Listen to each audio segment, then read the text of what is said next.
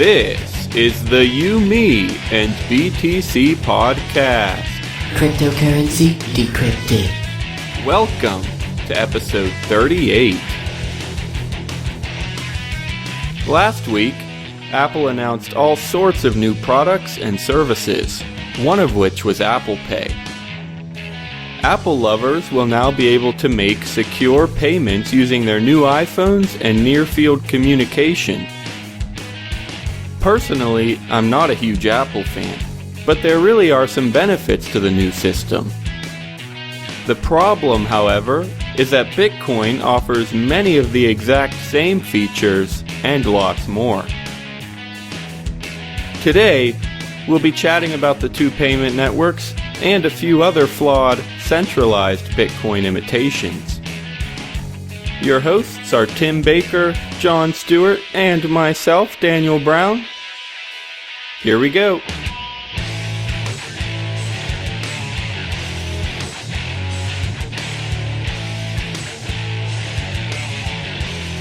Hello everybody. Daniel is making me start out this podcast because I left him during the live show yesterday. Tim, I'm not making you do anything. Daniel's forcing me to record this, and it wasn't yesterday, it was Saturday night, but I left him, and so I start this one. I have to welcome you all back, and you guys get to hear me introduce this all and stumble over it instead of Daniel. So I'm here, I'm Tim Baker, and I'm here with Daniel Brown. What's up? And John Stuart. Hi. So, how are you guys? Okay, they don't feel like talking, I don't really care. So, What? Daniel was talking in the last live episode about Apple Pay, and that got revealed. When was that revealed? Last week? Actually, I think it was a week ago today. Okay. We're recording on Tuesday the 16th, and yeah, I think it was last Tuesday, so, yep. So, yeah, it's been out for about a week, and he mentioned a little bit on the episode. I don't remember if I was there during that. I may have been. I think I did most of that by myself. Okay. Most of the time I just spent complaining about Apple, so I got a little sidetracked and stuff, but hopefully we can mend that a little bit now. Daniel tends to get sidetracked whenever we talk about Apple. But That's true. So, yeah, we wanted to talk a little bit more about the Apple Pay thing, and what kind of got us thinking was we found an article from Bloomberg. It's called Why Bitcoins and Apple Pay Can't Kill Cash. And I guess it interested us seeing other companies start to put out cashless systems and trying to make easier systems to spend money and how those are going to work. But this article at least seems to think that still people want to use cash. And I mean, that's me. I don't use a debit card. I don't use a credit card. I have a prepaid credit card because I needed a credit card to join a gym, and they said you can just use a prepaid one. I don't use it. I just used it because You don't even have a bank card? I have a debit card that I haven't activated it. Do you even have a bank account? Yeah, I have two because that's what I've had for a while, but What's the point of having two? I have two. because my mother, when we were younger, set up one that is about a half-hour drive away at a credit union, and then she also has one set up at a Citizens Bank that's about 5 minutes away from us. I still don't get the point of having two. Why don't you just put them into one? Because I'm lazy. Okay. Part My of the reason- dad has two. He I don't know. I mean, it helps with if you're trying to save some stuff and spend some other stuff. Like if you're trying to divide up your money, which he's really into. I guess he uses one to pay bills and stuff, and the other one for other things. Just keep track of things better. Yeah, and I guess they have different interest rates and different fees and stuff sometimes too. I was just wondering because when I signed up, I got a bundle of 3 of them, all in one thing. And for a while I used 2 of them, and then I'm like, this is pointless. I'm just going to use one because technically the second one that I was using had a higher interest rate, but literally it was pennies a month. And so I'm like, this is just a waste. It just makes things more complicated. I'm not doing this for pennies a month. I'm just going to put it all into one.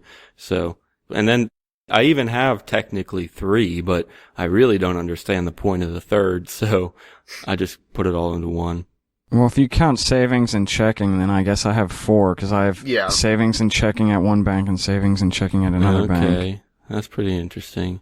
Anyway, hopefully in the future we can just eliminate the need for banks altogether, but anyway. Well, I mean, it's no different than having, like, multiple Bitcoin addresses. Yeah, I guess. I mean, I was going to say part of, like what John said with his dad, part of the account thing is that then I don't touch the money in the savings account that's 30 minutes away. And I'd say that's also probably why I use cash, because I think with like a credit card, I could easily, although I say that, like I say that I need to like hold myself from doing stuff, but I'm an incredibly cheap person, like, just cheap bastard just describes me. I don't know, Tim. I'm it's getting weird. better. Yeah, that's what I was gonna say. I force myself though sometimes. Like I'm just like, okay, you're just gonna buy this like $60 pair of like shorts for no other reason than just to say that you did it and to force yourself to just spend some money because you may end up in a car crash tomorrow or something like that. But Tim, I'm sure there's people all over the world who wish they had that problem where they had to force themselves to spend money. Yeah, I mean, I kind of do the same thing too, I guess. I understand what you mean about like forcing yourself. Yeah, and my lack of a social life for most of my life kind of just helped that. I was like, I never spent any money in high school. I'd spend like $10 maybe like every few months to go do something. And I'm like, why does everyone else not have any money? But at least as far as I'm thinking, like cash kind of stops me from buying too much stuff, which would probably only come up as a problem whenever I'm shopping for food. Because I really don't care that much about other stuff, but I like really expensive food, so that kind of helps there. I have a hard time even getting myself to buy food. I'm on campus all day for school, and like I don't have a meal plan, so I just like I can't bring enough stuff to last me all day, so I end up starving because I don't want to pay for food. You just throw 10 Cliff Bars in your backpack or something like that. Just go through a pack of those a day. I don't know. I try to mix it up a little bit. Anyway, back to the article, maybe. Well, not even back to. It's like to the article. We haven't even started it yet. We haven't really started. I mean, I'd say that I don't think that cash or some kind of like a physical stuff is going to go away. I mean, it might in the future, but I don't think it will. Just for the ease of being able to, like, there's a picture of 2 characters from the TV show Breaking Bad at the top of the article. And just for the ease of being able to just transfer money without it having really any kind of trace to it, cash or physical things are nice, like even if it was like silver or something like that. But, I mean, Bitcoin, people do that all the time. It's just I don't know, if I was gonna buy something illicit from someone that I knew, I'm pretty sure I'd just use like cash or some kind of physical thing. Just because at that point, I mean, why involve something that has any kind of a ledger? That is true. I mean, as long as cash still has value, which it's unfortunate, but it still does right now. That is true that as long as it has value, if you don't want to go on the ledger, in a lot of ways, it might be better to use cash than to use Bitcoin, especially if you're not that into keeping yourself anonymous, which I hate to admit it, but I'm not nearly as much as I should be anonymous with Bitcoin, so that makes sense. And it also points out in the article about cash, one of its advantages are just that it doesn't run out of battery power. Yeah. Like if you're going to use Bitcoin, like the Mycelium app, and use that to like scan the other person's phone and give them Bitcoin, or you're going to use this Apple Pay, I mean, it sounds like a stupid thing, but you have to have it charged. Right. And I mean, that shouldn't normally be a problem, but if you just don't have to worry about that, you can be like, I'm going to have it unless somehow I lose the money, then it's not like you have any problem. Or if it's something like a money drop off, you can't just leave your phone there. But at that point, that's where Bitcoin would make more sense, is just put it through like a mixing service, and then you don't have to drop off like a bag of cash for someone. But yeah, I mean, that's why I like using cash. It's just that at least I think it helps keep me on a budget, and then I don't have to worry about, probably this is part of my parents, especially my mother, has just, my entire life is freaked out about credit cards, about not using credit cards. But then she thinks it's safer to use a credit card over a phone number, or over the phone, instead of online, which I'm like, couldn't someone just be listening? Like, I mean, Yeah. I don't know how many people do that anymore. Well, even online, most of the time you have SSL certificates, which people don't think about that or know how it all works, but there are at least some measures in place that allow you to know who you're giving your number to online. Yeah. On the phone, though, unless you know exactly what their phone number is, and even then I think there are ways to spoof a phone number, but yeah, most people wouldn't know, if somebody just calls them like a salesperson or whatever, nobody thinks about what the number is. I think more her problem is that whenever you use it on the computer, then it gets put into their database, and then whenever they get hacked, although not that she ever knew that these things got hacked, but I mean, you've seen all this stuff recently with all these different places getting hacked. Yeah, like Target and Home Depot. Well, I mean, there was a few months ago, a lot of stuff. Right. Like a few of them. Now, that's something that's worth mentioning, at least in passing, maybe like a public service announcement, but with most places, when you buy something online, I mean, I see this all the time. After you put in your number, there's a little checkbox there. You can decide whether you want them to keep that number so that you can use it next time, or if not, then you'll just have to enter the number every time. And yeah, it's a hassle, but if you really want to be secure, uncheck that box and make sure that they're not storing it, and just take the little bit of extra effort and put it in every time you make a purchase. Well, isn't that more stored on your browser's cookies? Well, it could be either way. I mean, you're right, Chrome and probably other browsers will store information for you, but the websites themselves also have checkboxes and they can store it for you too. Like with Amazon, I know my family has 8 or 10 cards in the Amazon account. So, yeah. Yeah, but it has to be on your browser and your computer, because if you just go onto Amazon on some other computer, it's not going to have your it will. It's with your account. So as long as you log in to Amazon. Oh, you're talking about your credit card number. Right. I thought you were talking about passwords and stuff. Oh, yeah. I'm sure even if you don't click to save it, they have it saved somewhere. None of that stuff really disappears. Yeah. I mean, that's true to an extent, but I feel they have a specific database that is for credit cards. And yeah, your number might be cached somewhere, for a period of time, but it's still, I can't imagine it would be less safe to tell them not to store it. I feel like that would help. No, quite I'm sure a bit. not. Yeah. Speaking of that, mate, just real quick, I heard something about people I guess in the UK they're talking about if people should have the right to pay for things to get erased completely. Yeah, I remember that. Yeah, I don't remember it being that they paid. They were trying to sue. Yeah, maybe it wasn't something paid, but they were trying to decide if people should have the right to erase pictures and stuff permanently. Anyways, that's off topic. Well, this one paragraph in here says the average person pays with cash about 23 times a month, according to analysis by the San Francisco Federal Reserve Bank. While credit card use has doubled since 2000 and debit card use is up fivefold, cash is still used more often than either option.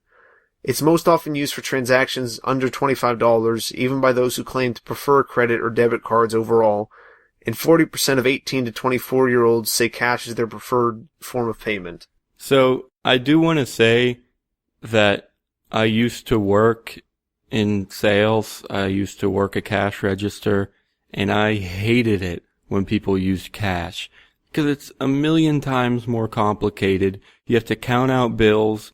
You have to count out change if there's change. And it's just a hassle compared to just swiping a card and letting the computer do all the work in literally a millionth of the time.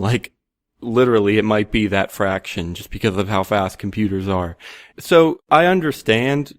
Well, no, for people too, if you use a card, either it's the same price or you get points or you get cash back. So there is never, for the person, aside from your kind of budget arguments and stuff like that, I never really understood why anybody would ever want to use cash. It's just a lot more of a hassle. And in some cases, you get money back when you use a credit card. So in those ways, I remember I used to hate it a lot when people used cash.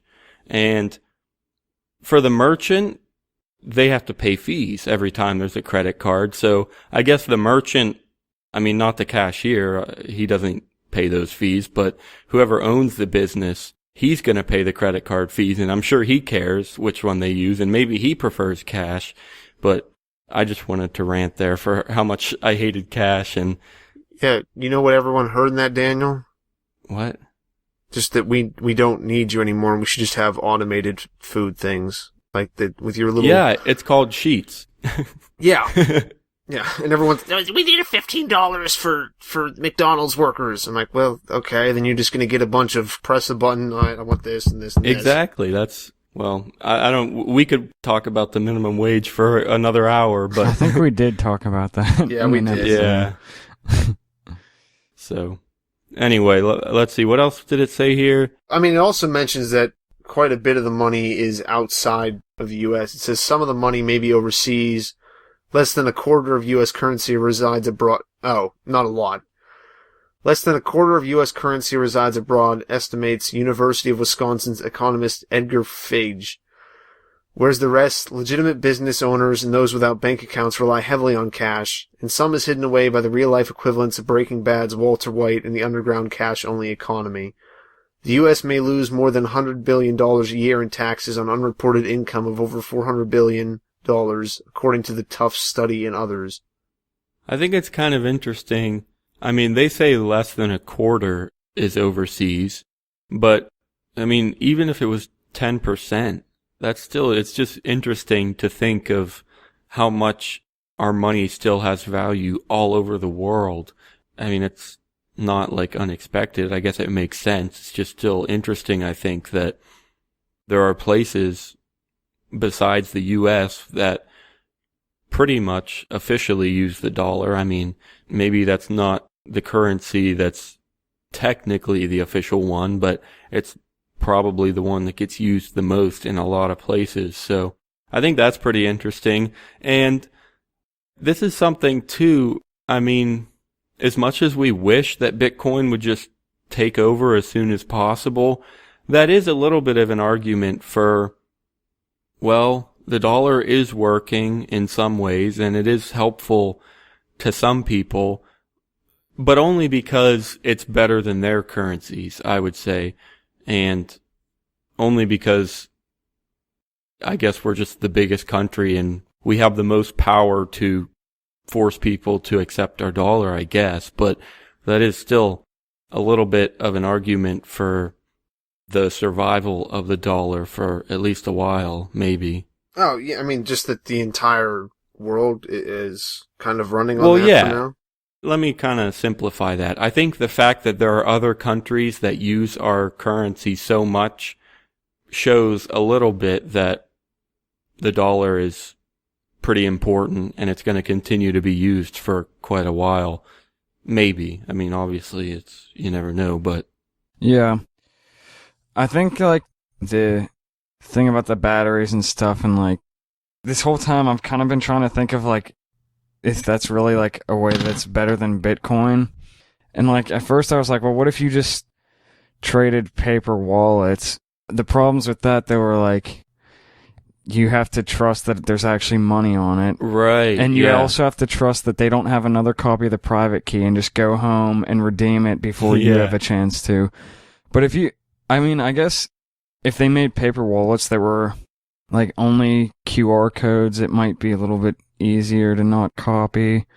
But even then, I don't know. You'd have to figure out some way to make it so you couldn't copy it. But I guess what I was going to say is, like, if you could do that, it would actually be possible, I guess, to keep the Bitcoin off of the ledger for a while. Because that paper wallet could change hands a bunch of times before getting back into the ledger. Right. By being traded again. Yeah, this is something I kind of meant to bring this up when we first started talking about this article. But yeah, I mean, it's of course worth mentioning that there are physical Bitcoins in some ways. There were the Cassatius coins, which basically were, circular metal discs. They were coins, and they just had a private key on them with a hologram over top. And it was funny. I remember at the Cryptolina conference, I was talking to someone who was talking about physical Bitcoins, and he's like, yeah, I was trying to explain physical Bitcoins to someone, and they're like, well, why do you trust them?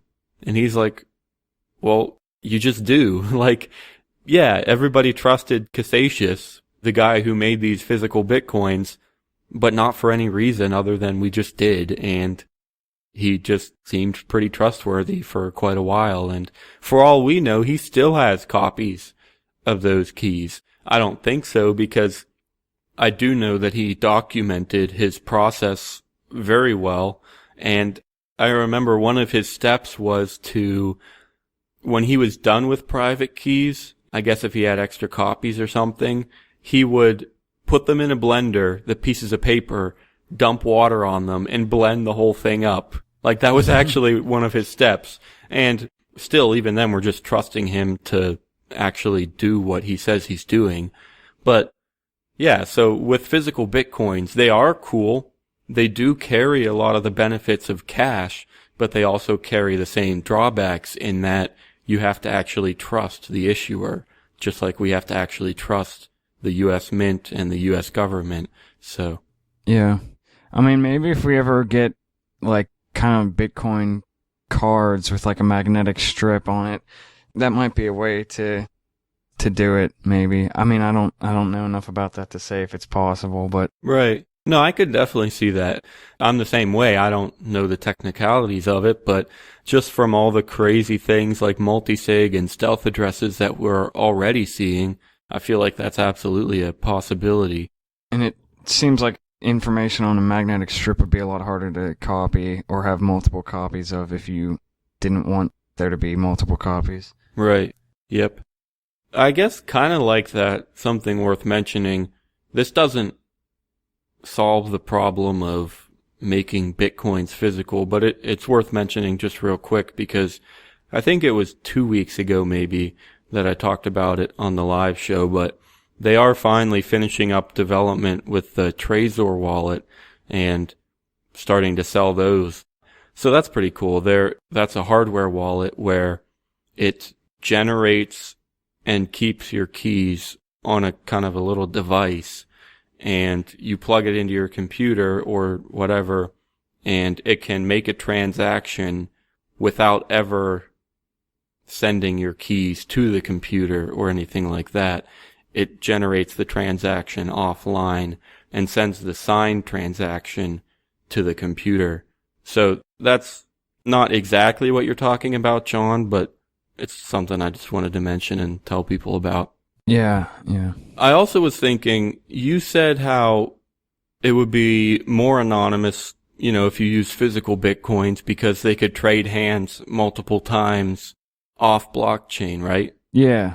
I think it would be interesting if, say, the government came to you and saw some illicit activity on the blockchain and they wanted to accuse you of spending that money or sending that money or whatever.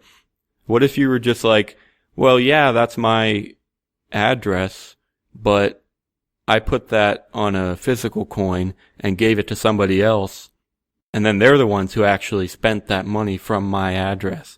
So it wasn't me. I don't know if that would ever hold up or have any chance of getting by, but that'd be an interesting thing to say. Yeah.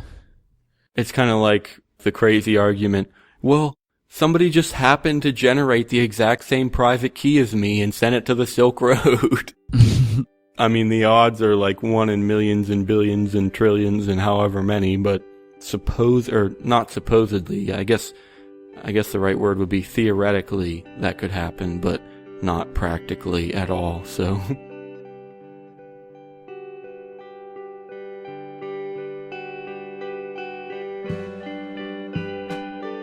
You're listening to the You, Me, and BTC podcast. We need your help.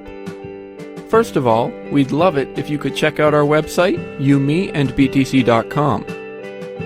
There you can find donation addresses for every single article and episode, and we'd love it if you could make use of those. We could also use some fans and followers, so if you're willing, please visit Facebook or Twitter.com/umeandbtc. Lastly, remember to subscribe to the show. You can do that on iTunes or sign up on our website to receive email updates. Thanks for your support.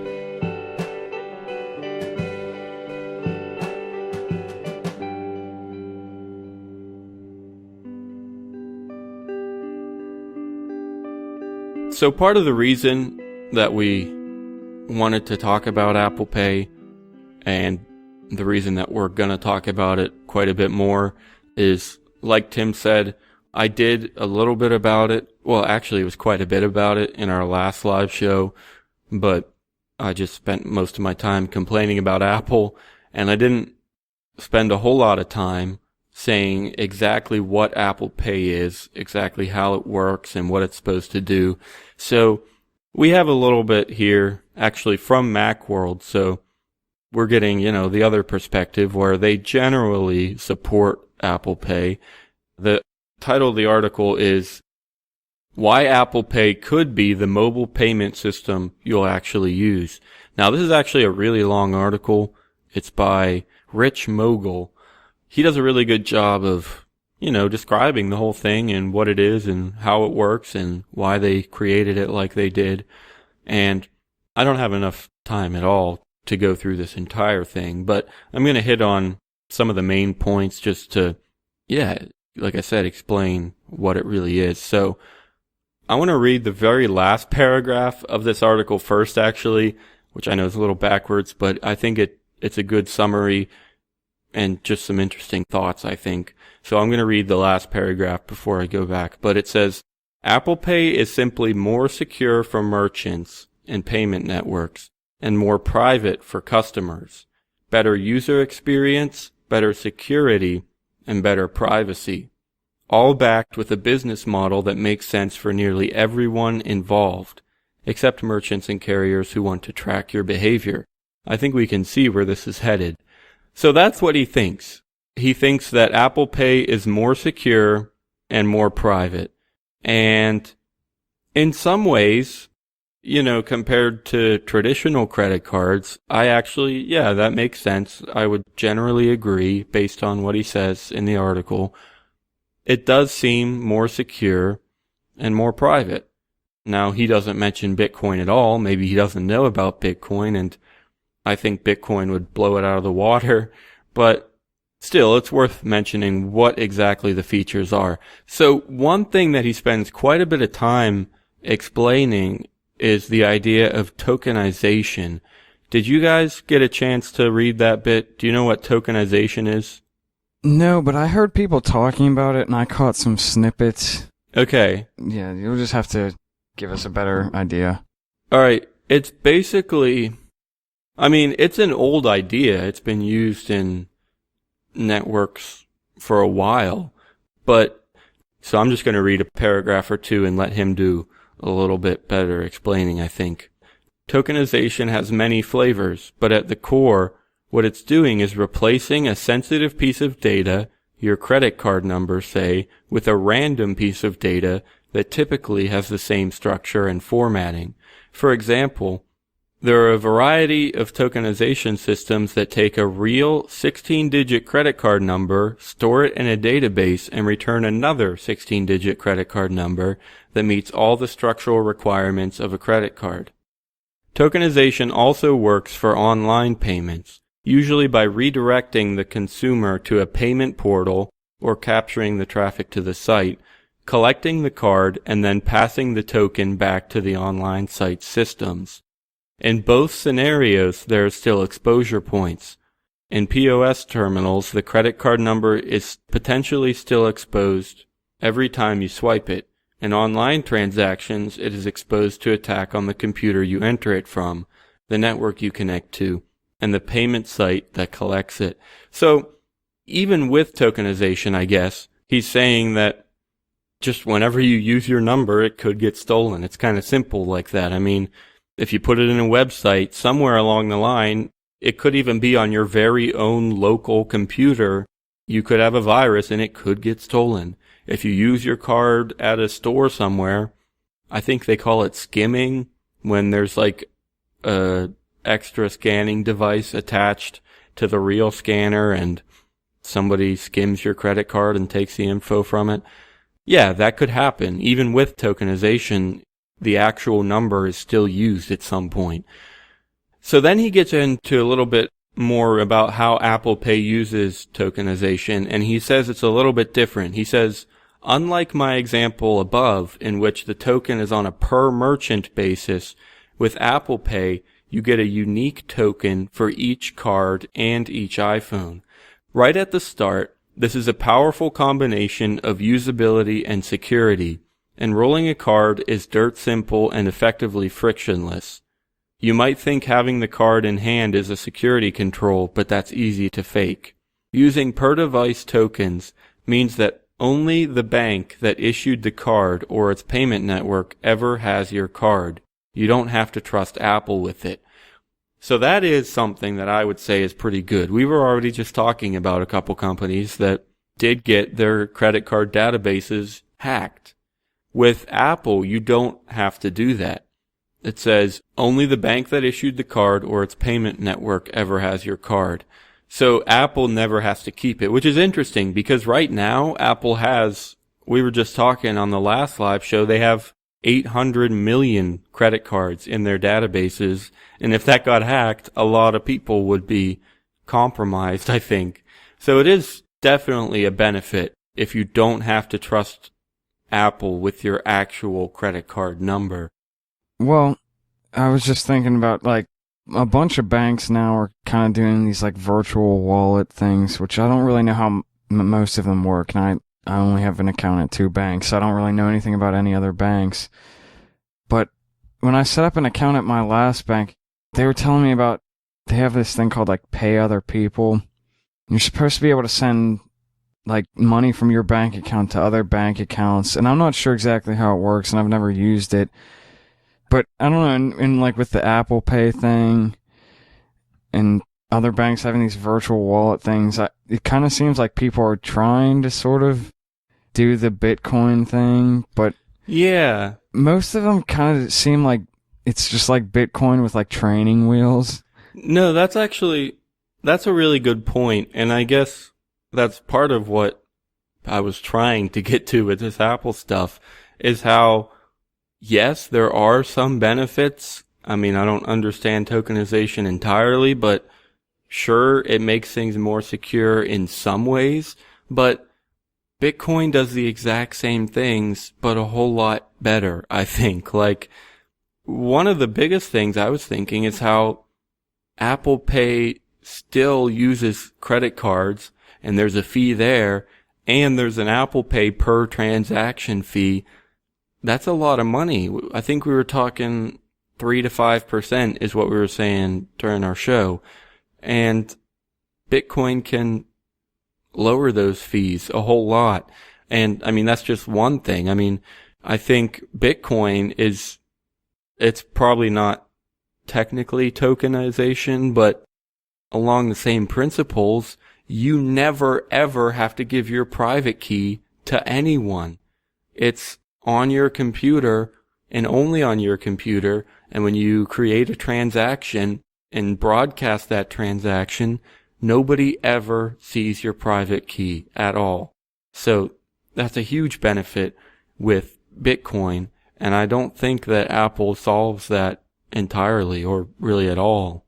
So that's a good point, that all these systems could be helpful in some ways, but Bitcoin seems better in a lot of ways, I think. Yeah. Is that what you're trying to say?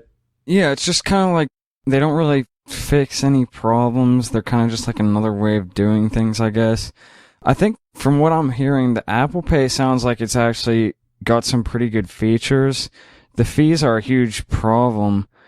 But, well, another problem, I guess, is like it's not really possible to keep everything offline, it sounds like.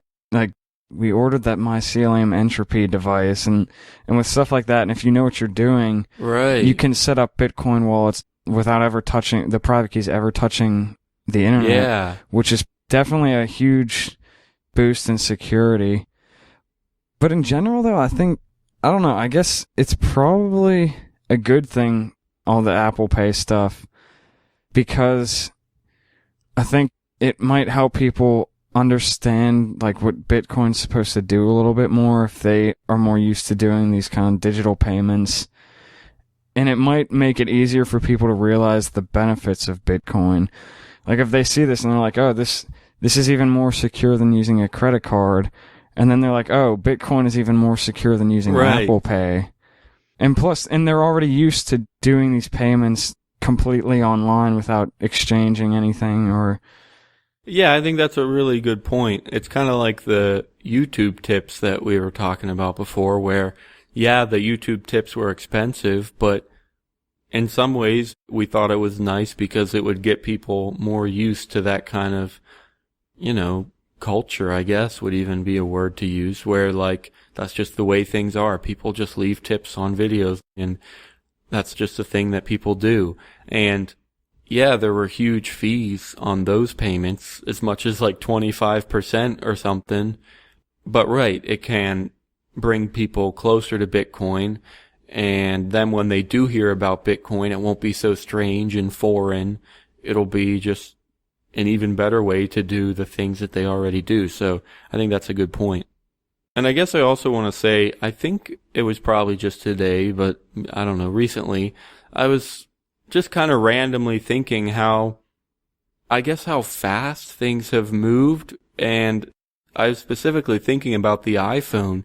When the iPhone first came out, it was like pretty crazy, like having a phone with like a big touch screen. And I mean, yeah, there were some apps on it then, but obviously there's tons more now.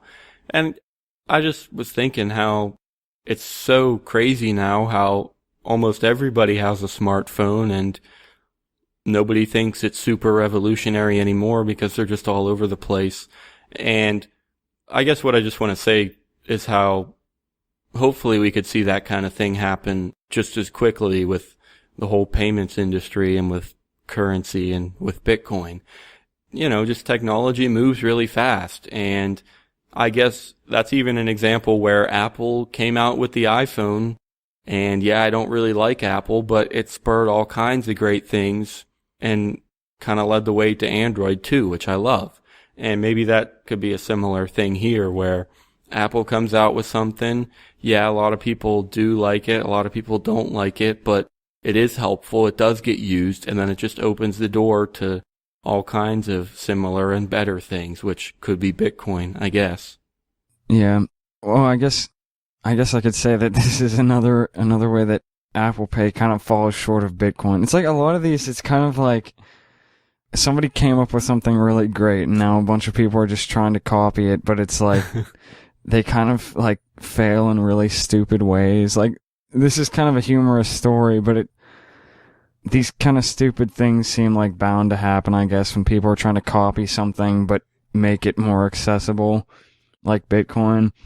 So there's this Business Insider thing where they're talking about Apple Pay.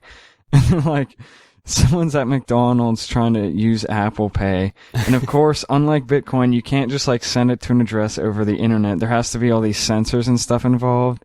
And of course, it's built into the credit card terminal, which is inside the window. So someone pulls up to the drive-thru and they're like, hold on, I'm trying to use Apple Pay. So there's this picture of a guy who's actually holding the the credit card terminal out the window so that somebody can stick their iPhone next to it. Yeah.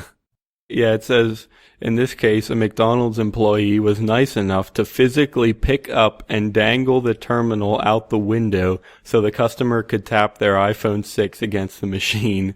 And it looks hilarious, just holding this credit card machine out the window, which I don't know why they wouldn't just give him their iPhone at that point, but still, it's kind of weird. Yeah, but it's like, I see things like that with these kind of, I'm sure there will be other things like this that pop up, and it's like, why don't you just use Bitcoin instead of trying to like make something else? Like, it already works. Yeah. I don't know though, would Bitcoin really be usable in a drive-thru? I guess. I don't know. what they might have to do is, well, they would have to have an address, which isn't too hard. And maybe if like the way you guys did it before, he just had a card, like a laminated card with the address on it, right? A QR code when you guys bought stuff? Yeah, I paid for it. Did he have a computer there? No, I thought he had a card and then No, he had a laptop there. Okay. But, right, yeah, the card had the address and then they just used the computer to check and make sure the transaction comes through. And that would work probably with Bitcoin if they just hand you a card or have the QR code like on the window or something even would work.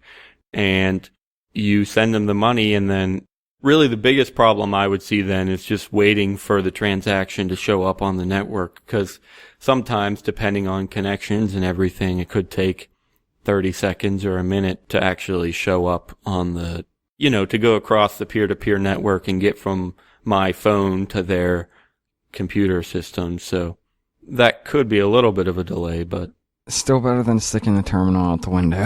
yeah, I guess so. But I also want to say too that my patented idea is a drive-through Easy Pass where you don't even have to hand them your card. It just scans your Easy Pass for the drive-through. Yeah. I just want to let you know that I'm against patents and copyright. So I just think you're a jerk for doing that. No, good. It's not that I want to steal your idea. I just think you're a jerk. I think you're a greedy bastard. That's what it is. Well, anyways, like waiting a minute for the transaction to go through. Actually, now that I think about it, usually at drive-thrus, what happens is you go up and order your food, and then you go to the next window and pay, and then you go to the next window and they give you your food. Well, if you just send the Bitcoin like right when they tell you how much it is at the first window. Ooh, yeah. By the time you get to where they hand you the food, it's like, and then you That's can cut out that idea. window in the middle where you actually pay them. Yeah. Like you don't really need that. I mean, it takes a minute for them to make your food anyways. That's a really good idea. It could be like when you go in a parking garage, you press the button and get a ticket. Well, you could place your order and then it could print out a QR code for you and you send it while you're in line. Oh, that's a good idea. We should patent that. I don't know.